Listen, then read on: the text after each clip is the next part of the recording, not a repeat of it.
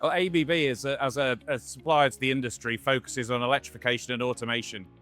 And that's a key message in our story on the vessel side and on the land side.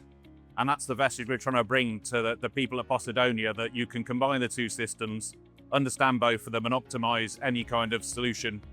And it's relatively straightforward to do. And that's what we're trying to show today, that the solutions we're talking about are very straightforward, they're proven and easy to integrate. The key component here is the relationship between the port and the vessel. The two have to work together to optimize these solutions and make them viable. So that's the important message, is communication, working together, understanding each other's requirements and committing to decarbonisation together, essentially. The focus of the future is electrification, and the cheapest way to do electrification is using electricity. There's lots of different technologies, there's fuel cells, there's all kinds of alternative fuels, but essentially the most cost optimum way of doing it has got to be to use electricity as electricity. If the vessel in berth is consuming electrical power, then the best way to provide it is from electricity from the grid. And whilst that cost can fluctuate, with the alternative fuels coming in, ultimately it's always going to be cheaper to use grid electricity than it is to use alternative fuels.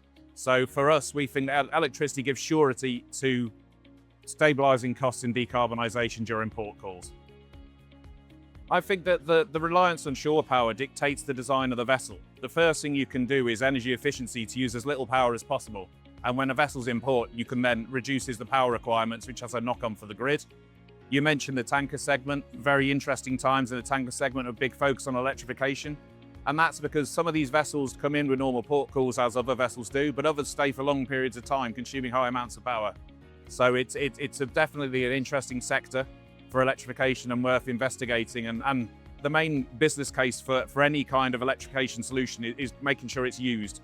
And these segments, that's the important aspect, to make sure if you've got a system, it's fully utilised. And I mentioned tankers with long port calls. The same can be with ferries, etc. But the key to these projects, whatever the project, electrification in maritime is business case, and business case is down to utilisation and managing costs. And I think that's a focus. And with new build vessels, you can manage the cost more effectively because you're integrating the design into the build of the new vessel rather than trying to fit it afterwards, which adds complexity, cost. So to summarise, newer vessels can be built more efficiently with shore power as a consideration, and that makes everything much more straightforward moving forwards.